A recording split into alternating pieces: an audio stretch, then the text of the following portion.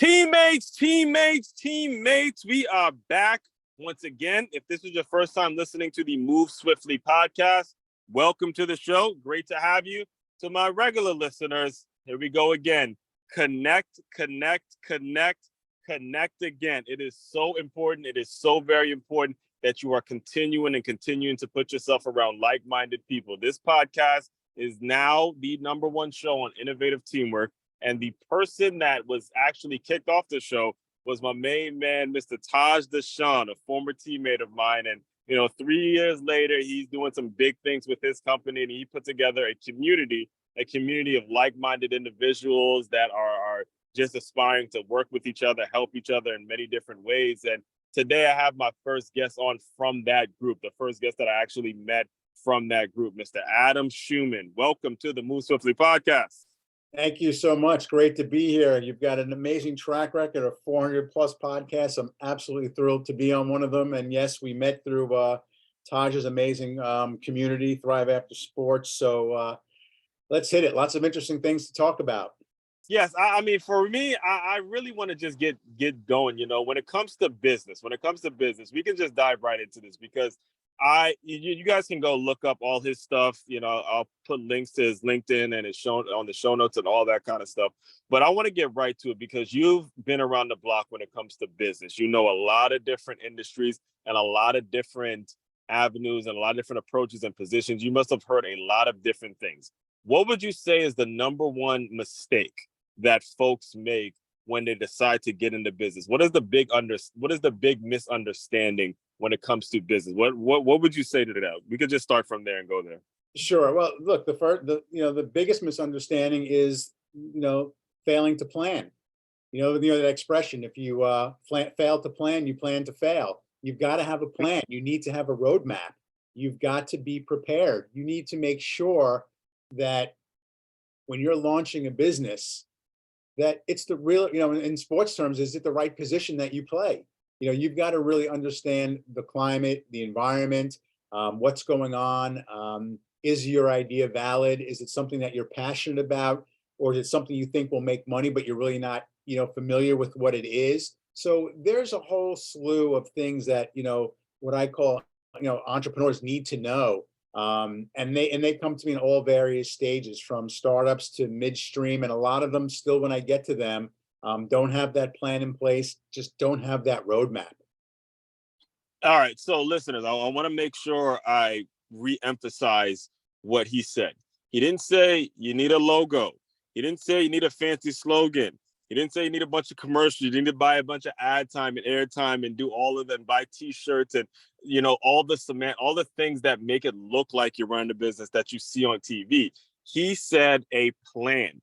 PLAN. You got to have a plan and you got to know where your next step is going to be. So I really want to start. I just want to stay on that point for a little bit because you have come out and you said you specifically help athletes. And as a former athlete, I can tell you that right there is a very, very challenging. It's a lot easier said than done because so much of our lives has been planned out for us. So much of our day-to-day has been planned out for us. We wake up at 6 a.m. We got breakfast. Okay, now we got to go lift. All right, now we go to class. Now we go to study hall. Then we come back for practice. Then we go film. Then we do all these things. So when you talk about having a plan, what are some of these steps that you recommend a person, takes before they come to you? Or what do you say would be a great way of planning out what a good business idea is or what a good business strategy is?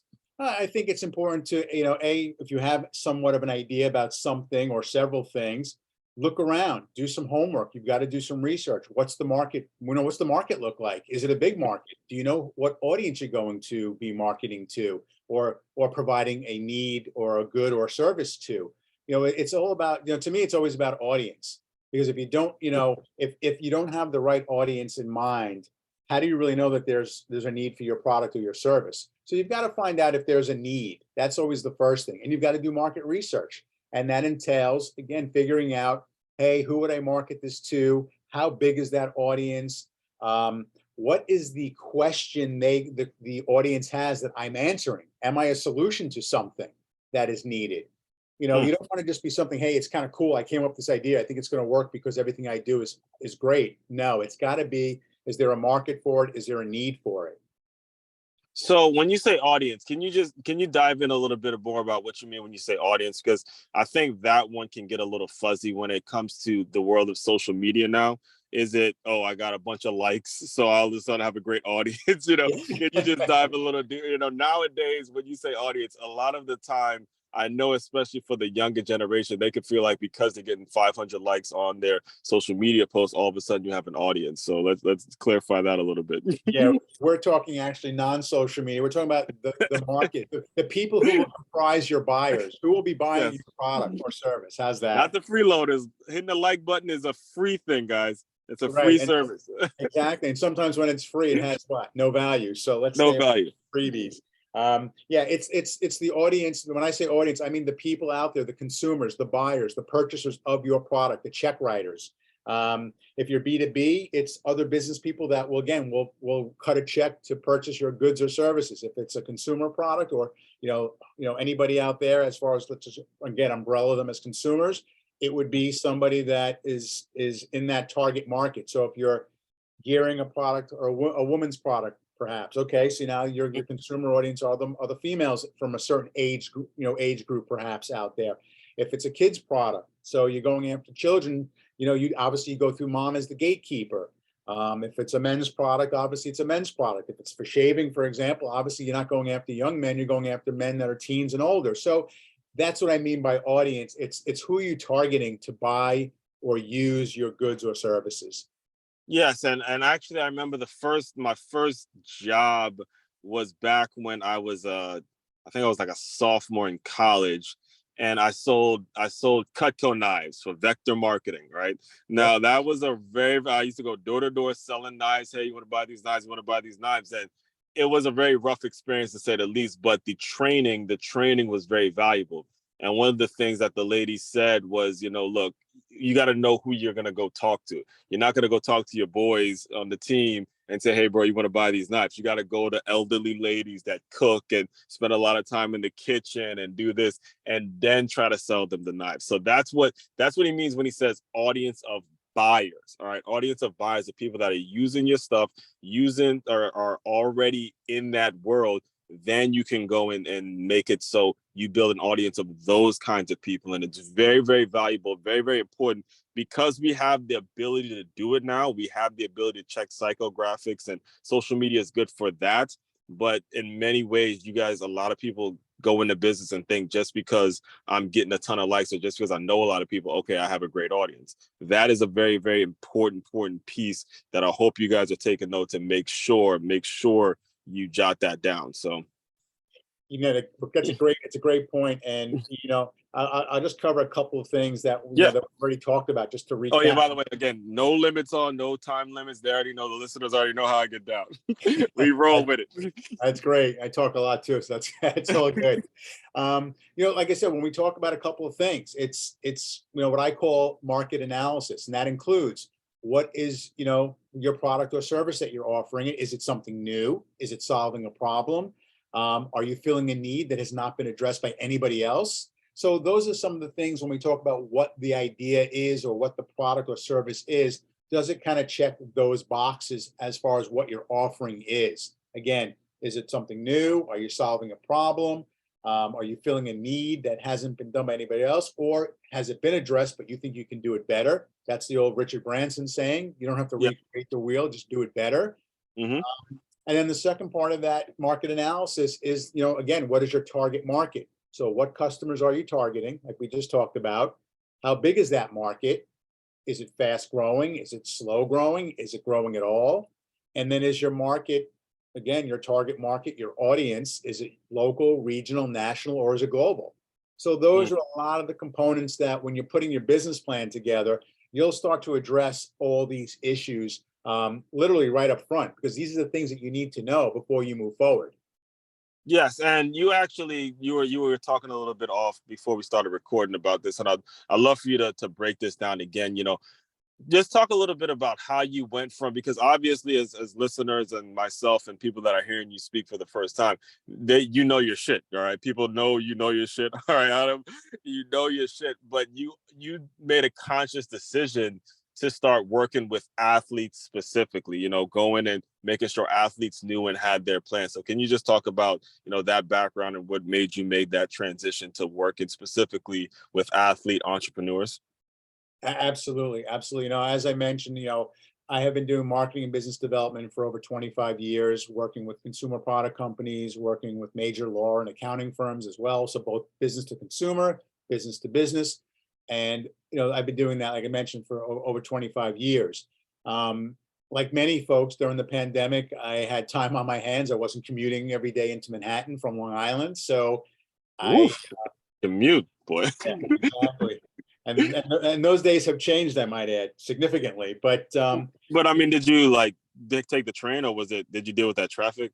Or no, so basically I drove 5 minutes to the train station, got on the train, got yeah, off the train at Penn Station, took a subway, and then walked. How's that? yeah, there we go. Yeah, I was because I've been a part of that myself. It's a mess.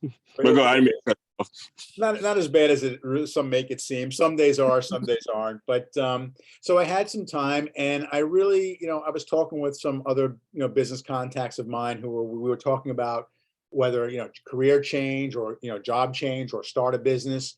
And they mentioned, hey, you should become a life coach. And as I mentioned, I can't hardly get my own life in order, so that's not a chance. But business coaching was a different story. And I realized that I was doing this my whole career. I've been helping build businesses. So I went to the Small Business Administration. I signed up immediately and became a certified business advisor after going through many, many, many hours of coursework. And I started to volunteer, which I still do, helping under-resourced entrepreneurs create thriving businesses in underserved communities. Unbelievably rewarding, unbelievable pool of people who have unbelievable talent that just need, a level playing field and maybe some confidence. So I started to do that, and I still do, like I mentioned, and I enjoyed thoroughly. And as I was doing this, and as I network and connect the dots myself as a business person, I came across, pro athletes and other platforms that were being created to help athletes mostly transition. And I thought about a few things. I said, I see a lot of career transition. I see a lot of physical and mental health coaching, which is all very, very important. But I didn't see the entrepreneurship piece as much. And I also saw another gap where why wait till they retire from pro sports when less than 2% of the 500,000 college athletes even make it? Why not right. start with student athletes who are studying? Many study business, many are doing NIL and getting entrepreneurial, getting a taste for entrepreneurship already. Why not go that route? And that kind of precipitated me not only focusing on athletes, but going to get a further certification as an athlete development specialist, which looks at the athlete as a whole, which they are. They're a multifaceted human being. They're not just the sport they play, but obviously not being an athlete myself to that extent, I focus on the things away from sports, off the field. And that to me, again, is business and entrepreneurship. So that's how I got into the space. Mm-hmm. Now, when you talk about that gap, though, when you talk about that gap that you see, and I completely understand what you're saying when you see that gap, and you look at the coaching now, you look at the way things are changing. Do you think that some of the coaches are an issue or a reason for that gap, or do you see them more as people that are like, for example, are coaches making it so their players are a little more enthusiastic about their business and about their life after sports? Or do you get pushback from coaches to say, hey, I don't want people like you around my guys because they need to be focusing on their sport and nothing else? I think both the NCAA and even, professional sports, they're all starting to have their rookie programs for finance and for other things. So I think they realize that it's part of the makeup and the fabric of their programs now. And yes, while I'm sure some of them aren't thrilled that, some are really out there, really excited and energized about something other than their sport. Right. But, you look at what social media has done and you look at the gymnast from LSU and, what could the coach do, right? What is he going to Yeah. do? Keep her I off the just team? read, I just finished reading LeBron by Jeff Benedict, and I mean it's unbelievable read. He does some incredible journalism. The reporting is fantastic. And when it came to what LeBron did with Nike, that deal that he made with Nike, and how he had Maverick Carter go and work for Nike for years, he set it up to where he worked for Nike. And I mean, what he's done as a business, Right. in my opinion, look, he changed everything. Like when people saw a high school kid with that kind of business acumen and just having that kind of brains to invest and put his friends in front of him, then a whole lot of things just changed, because a lot of, I'm speaking for myself, a lot of people realize, look, we don't need the coaches to make every single decision for our lives. We could keep it separate. We could, go out and meet a Warren Buffett type guy and say, hey, look, I want to be in business too. I don't need to just do what my coach tells me, but I can do both. So I agree with that. I mean, and again, like through a lot of the books that I've read and the conversations I've had and the webinars and seminars as part of all this education stuff that I've had to go through, you see that, back in the day it was frowned upon, but there were right. so many athletes that were coming out of pro sports, and they always say, I don't retire from it, it retired me, that Mm-hmm. their life goes into complete 180, and it takes years to get themselves transitioned because it takes them that long to figure out who they are and what they want to be, because they've been Yes. known as the athlete of whatever sport for so long. I think it was Michael Westbrook, who's with the XFL or the Oh, yeah. USFL now, and he mentioned something about 6 or 7 years it takes for an athlete to transition. Michael Westbrook, the receiver. I think it was a former athlete for the Philadelphia Eagles who's Yeah, now yeah. a player He played, development guy with the USFL or the XFL, one of those two leagues. yeah. And I happened to just catch a snippet of his conversation that he was being interviewed, and he mentioned like 6 or 7 years on average it takes an athlete, a pro football player, to transition. Yep. And that's a long time, obviously. But as some of the athletes have quoted and saying themselves, I've been told what to do 24/7 since I'm in high school or college or even pro. Now that I'm not playing pro ball, I didn't know what to do with myself. The schedule was always never my own. They were telling me when to eat, when to sleep, when to pray, when to train, when to go to class. And they finally have started, through all these, again, player engagement, personnel, player development people at the college level, and et cetera, to make sure that the individual athlete, the student athlete, or starting there anyway, is well-rounded, is multifaceted, and should embrace the fact that they have interest outside of just their sport, and that it has to be addressed, because we know that, again, out of 500,000 NCAA athletes, less than 2% make it pro. And out of that percentage, how many really last more than 2-3 years? Very few. Very few. Right. So, and the numbers, and all the leagues are surveying players. I was at a conference for player development a few weeks ago in the city, and one of the representatives from the NBA was there, and they did their survey, and it said 14% of current NBA players across all teams want to get into entrepreneurship. That was an interest to them. Hmm. Some of the other leagues are surveying players as well, and that comes up as a result of the survey, is we want to start businesses, we want more help. So I think the leagues and probably the universities as well are understanding that we've got to prepare, it's our obligation to prepare them as well-rounded individuals, not just the sport they play. Yes. Now, how do we get this message across to the younger players coming up?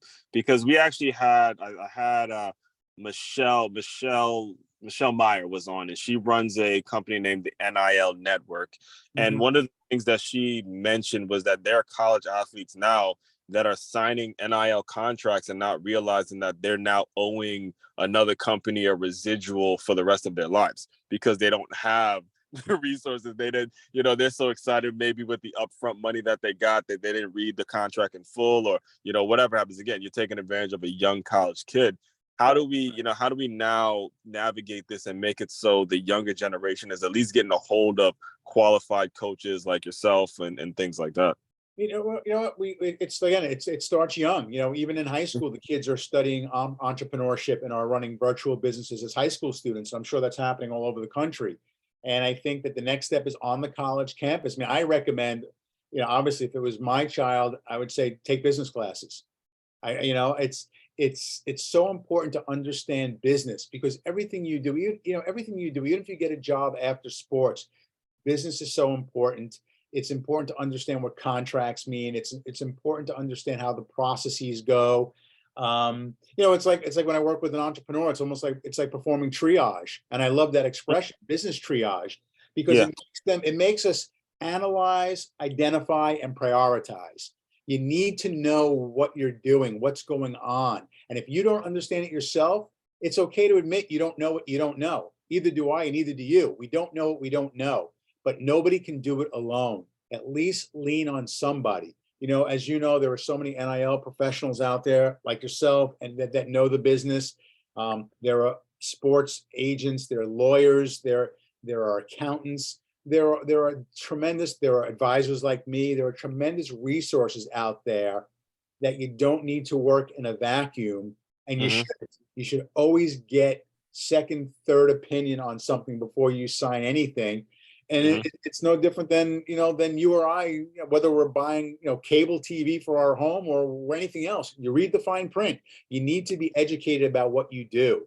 Right. Um, and it's a good point that you mentioned that, because I tell people, I was told early on when I was getting into the workforce, if you're going to invest in things that you already know, because you're already reading about it, you're interested interested in it already, and you're passionate about it already. So it's not like you're going to say, oh, I'm going to invest in high tech companies and I don't Mhm. know anything about them. I have to go learn about high tech industry. That's Right, not so right. A easy. lot of people do that too.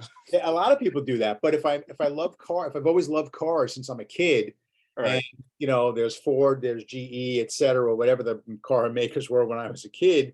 And I said, okay, I'm going to invest in those companies. Why? Because it's interesting to me. I like reading about cars and manufacturing and all those things related to cars.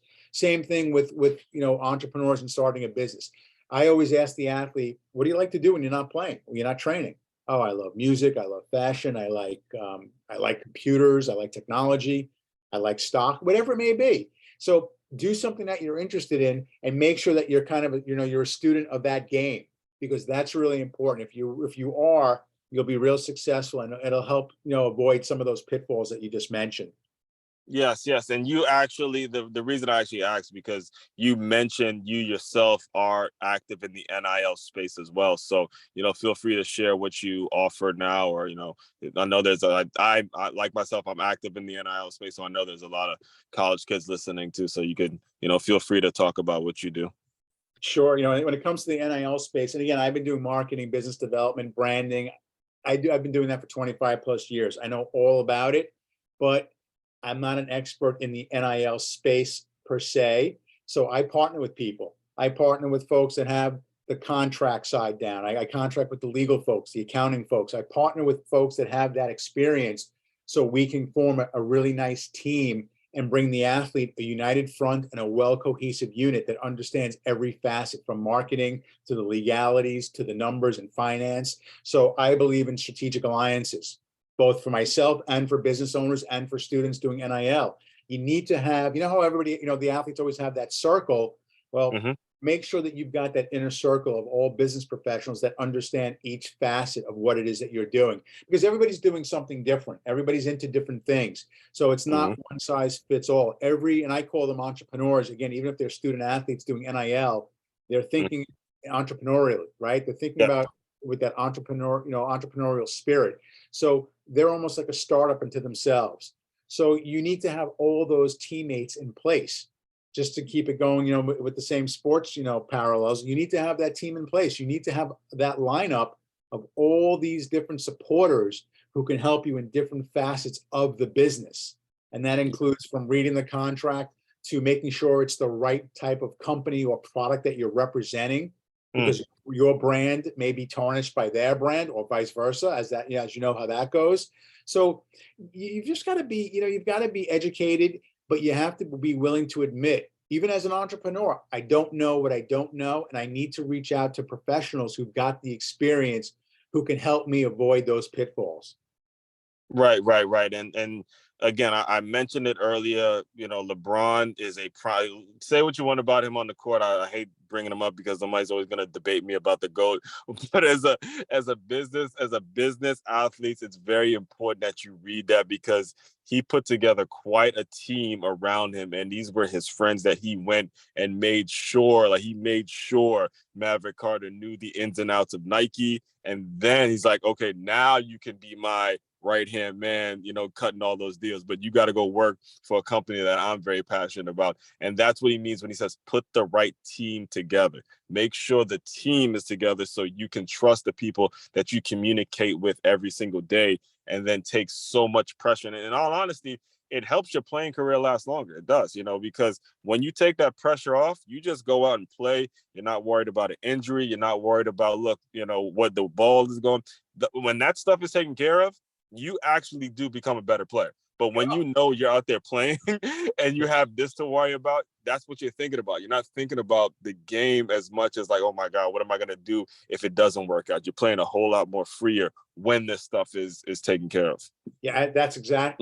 You know better than anybody. That's exactly right. I've been told that by many, from Stanley Cup champions on down. If I had something else to take that pressure off, I would have been a lot freer playing my sport. And you just capsulized that perfectly. You really did, and it's true. They all say that. It's important, and it's also important to make sure what what you like and what you want to do. And like you said, with Maverick, he went in and learned the business. Okay, now that you know it and you learned it on somebody else's dime, now you can come do it for me. But that's, I mean, you think about it. If you want to start, I don't care if it's a pizza place, go work on, learn everything from delivery to folding boxes to cooking to ordering to sweeping the floors, everything. That when you become an entrepreneur or a solopreneur, and you're running a business, let's take example, you open up a store. You're not only running the store, you're doing sales, marketing, you're sweeping the floor, you're stocking, you're ordering, you're ringing the register, you're doing the books. You're doing it all. You're doing it all. And it's a challenge. And I admire these entrepreneurs that have taken on these roles where they were kind of thinking, I just want to follow my passion and do X. And they've got to do all these other things in addition to doing their passion. So it's important to have those pieces in place. And it's important to be, again, a student of what it is that you want to do. And again, there are folks like me, like you, that have helped with information and dispensing that information, trying to educate people. That's great. But no two entrepreneurs are alike. No two businesses are alike. And I say that to folks because I meet with a lot of people that have some amazing ideas. And some of them have a lot of exposure already. And they're talking to big groups and big marketing firms that have all the bells and whistles. And they say, yeah, we want you to put together a plan for us. And I'm like, I don't really put these big plans together because this isn't my dream, it's your dream. Yeah. Why don't we collaborate? And why don't we do that triage? And out of the gate, let's analyze what's going on. Let's identify the things that you need to do. It doesn't have to be problems. I know triage is more like a medical term and people think of bad things, but it could be analyzing what you're currently doing, what's your current state, identifying whatever it is. Maybe it's issues, maybe it's tasks, maybe it's whatever. It doesn't have to be a negative connotation, but let's identify the things that need to be done. And then let's figure out how much time it's going to take and what tasks are needed to complete them. And then let's prioritize them. Because again, we want to start with the most important first. So every business is unique. Every entrepreneur is unique. And, I had a conversation with these business owners just a few days ago. And they liked the fact that I told them I wouldn't put this big, grandiose bells and whistles plan together for them because it would literally be a waste of my time. And if I put everything in the kitchen sink on the plan, it would be millions of dollars to get it accomplished.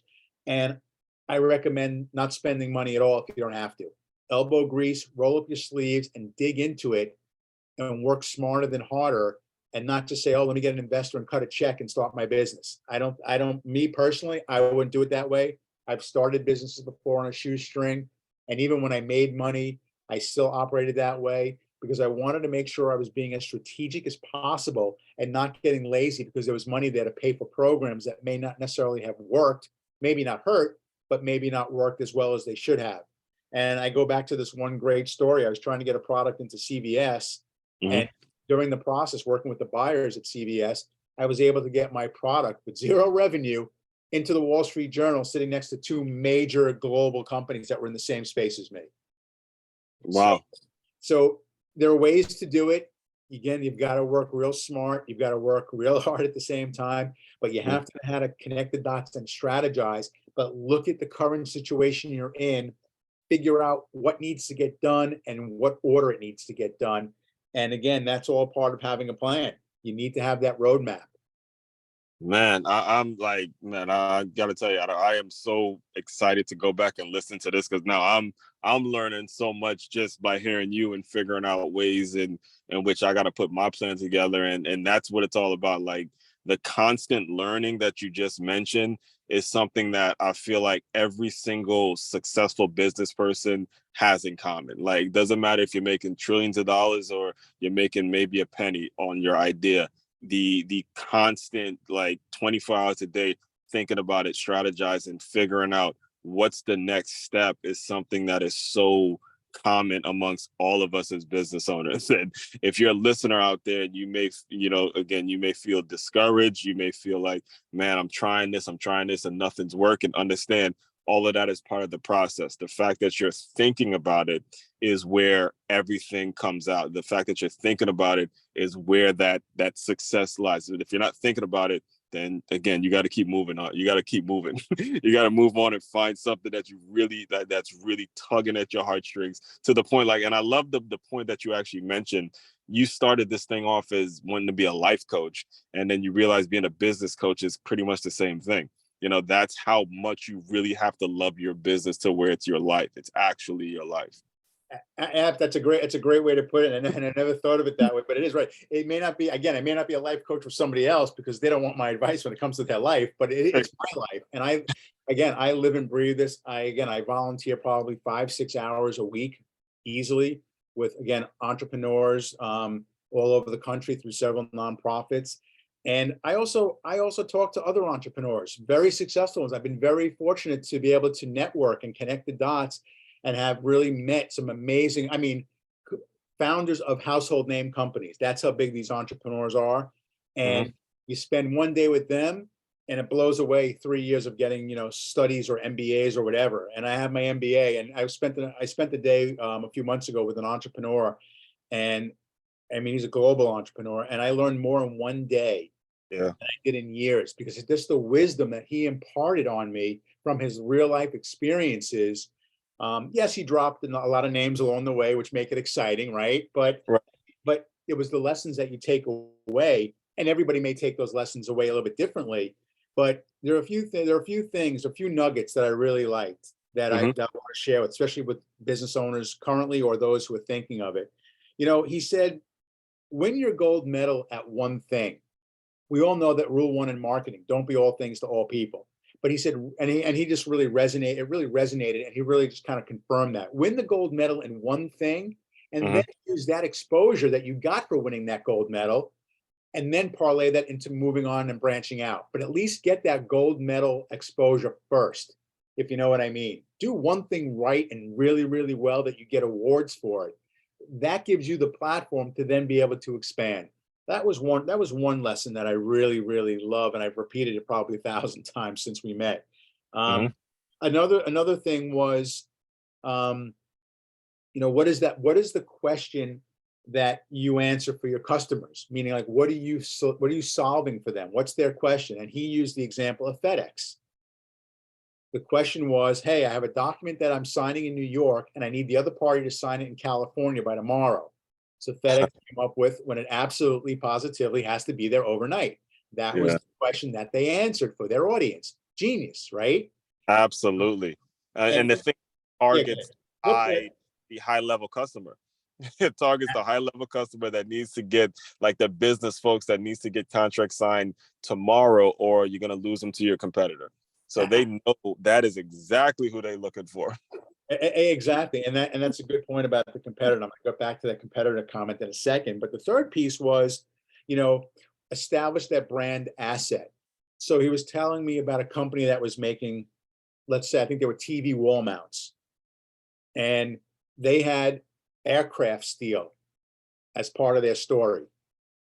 It wasn't, they didn't originally have it, but through conversation and working with advisors, et cetera, they came up with, hey, one of the differentiators is this aircraft steel. And they Mhm. put it big on the box or on the marketing and advertising, and people were just drawn to it. Like, oh, I want that. I want that wall mount that's made of aircraft steel. You know, Oh, so but so it's really, again, so it goes back to really understanding what your point of differentiation is, yeah, really being known for doing something really, really well. And I think that takes passion to get to that level. Um, we talk about, people's passions and starting a business. Like, people ask me when I work with, whether they're a mentee and I volunteer, or whether I'm working with paid clients, or I'm just helping a friend, when they tell me their elevator speech and it takes about 4 minutes, I'm like, that's some elevator ride. We're going up to the 80th floor. I go, you've got like 30 seconds for your elevator speech, not 3 minutes. exactly. So I tell them to take it down from 3 minutes to, you know, 50 seconds down to 25 seconds. And then they'll tell me at the end of the day, well, it all comes down to this one thing. I said, so why don't you just say that from the beginning? So it's all a work in progress. Mhm. It's not so simple, but like for me, when someone says to me, okay, well, what's your elevator speech? I help entrepreneurs achieve business success, or I help athlete entrepreneurs achieve business success. That's it. Right. That's what I do. And then we get into, the blocking and tackling and the X's and O's once we get engaged and we start to talk about it. But if I can't keep it simple enough where a 5-year-old won't understand it, nobody else is going to understand it. Yeah. You know, And so- and but what's amazing to me is like we've been talking for like close to an hour now about business, and none at no point did money really get mentioned. And that, to me, that's such a huge point, because if you're saying to yourself, I'm going to do this because it makes me the most money, then you're really going in the wrong direction. I mean, we're talking, these are two business professionals talking right now, and neither one of us has really mentioned, oh, I got to make this amount. Everything was planned, everything was strategy, everything was, all right, what works, how are you going to help someone else, how are you going to solve a person's problem. I say this all the time: don't start a business, simply fix a problem every single day. Just fix somebody's problem.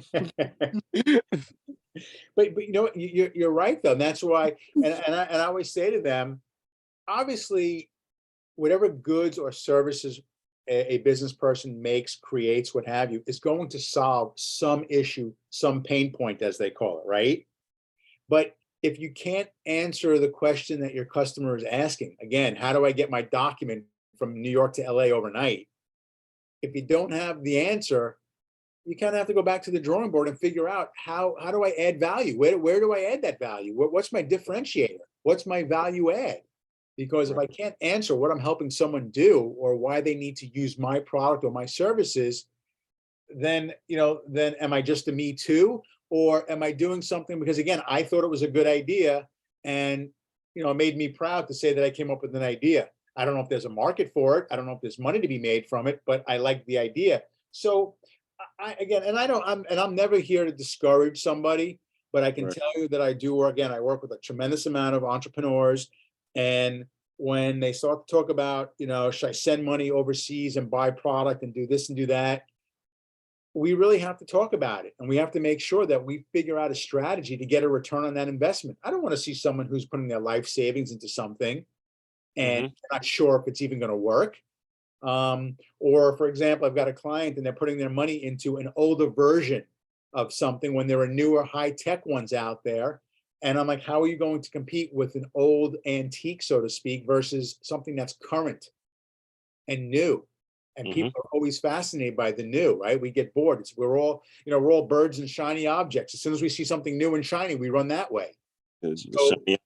so so it's not about, it's really about following, your gut, your passion. And I tell people, I use the expression, it's a passion play.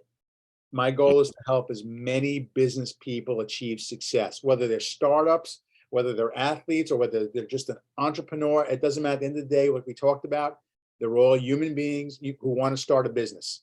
That's who I Mm. want to help. I want to help people who want to start a business. If you're an athlete, that's great. I admire athletes because of the dedication it takes to get to the levels that they're at. Absolutely. But I want to help them as a business person, and I want to help them off the field, away from sport, and help them be as good a business person as, if not better, as they were an athlete. Man, man, we could go for hours, man. But I do want to be very respectful of your time, and I want to make sure we get this in. Can you just tell people how they can get in touch? Well, first of all, can you tell people what's next? What's going to come down the pipeline, and then how they can get in touch with you if they want to hear more about what you do and connect with you. Sure. What's next is, it's just, for me, it's just to continue to work with entrepreneurs, and again, try to, break into the athlete space more and more. It's not an easy space. Athletes have plenty of people grabbing for them and trying to get a piece of them, so to speak. And that's not my goal. I want to work with an athlete who says, you know what, I want to start a business. I've got an idea. I want to vet it first. I want to make sure it's the right thing, and then I want to move forward. And I don't want to just get a piece of them. I want to work with them shoulder to shoulder, elbow to elbow, and help them, build the business and educate them along the way if they need that education. Consult for them if that's what they need. And again, and perform that triage that I mentioned if that's what they need. Mhm. So I'm not doing it because I'm enamored and want to, and like a fan who wants an autograph. I am someone who appreciates the similarities between athletes and entrepreneurs, and know that entrepreneurs make great, or vice versa, I should say, athletes make great entrepreneurs, and we know so many of these athletes who have proven that. So that's what's coming, down the pike. It's really more of the same for me, but that's Mhm. my passion. I'm talking to some of the sports leagues to see if we can build some programs to get me, inserted there. I'm working with some, local chambers of commerce. I'm actually speaking with the Long Island, African American Chamber of Commerce. The president of that group is very dynamic. He's an entrepreneur himself. He's nationwide. Mhm. So I'm just trying to keep getting more and more involved, with entrepreneurs, and trying to help those that really need it and level the playing field for them.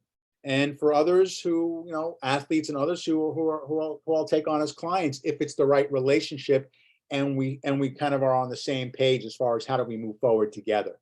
That's the most important thing. As far as reaching me, my website is valueaddadvisory.com, spelt like it sounds, valueaddadvisory.com. I've got free consultation forms there if you want to go to the website, and feel free by all means to talk to me about doing just a consultation, just to talk. You want to do some bit of a triage on your current business if you've got one. Whatever it is, I'm an open book. I'm very transparent. I'm here to help you succeed and achieve your business goals off the field, away from sports. And that doesn't mean it can't be sports related. It's just not as an athlete. It's to help you as a business person.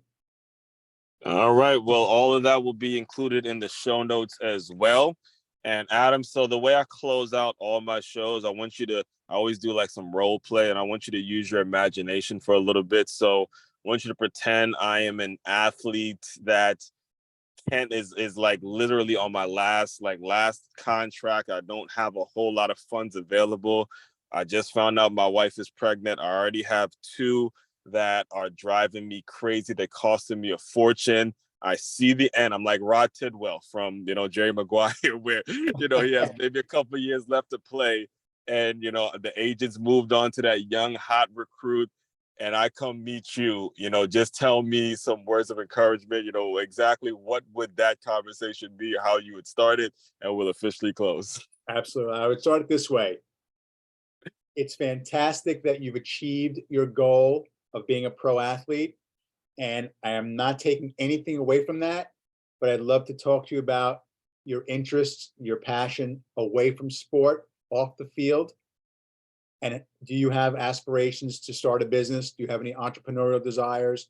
If so, I think that's great. Let's sit down. Let's talk about you, what you like as an individual, and what you see yourself doing once your sport is done. Not saying that it's over tomorrow and that you don't deserve the accolades that you've gotten for being at that level, but what would you like to do down the road or even off season to start to prepare yourself for the next step?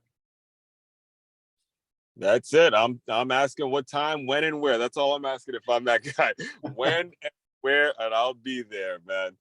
All right, man. Appreciate you coming on. Listeners, listen, I hope you rewind, you take notes, you do whatever you have to do. This is a big one, guys. This is a very, very big episode. Again, this show is it's only gonna get better. It's only gonna get better. We started this 2020. This is 2023, and we're just going strong. So appreciate you, regular listeners. If you're a newer listener, welcome to the Moose Fleet podcast. You see how we get down here. We get right to the point. We don't bullshit you. We just give you straight talk. All right. Fellow teammates, continue to move swiftly. We will talk more soon.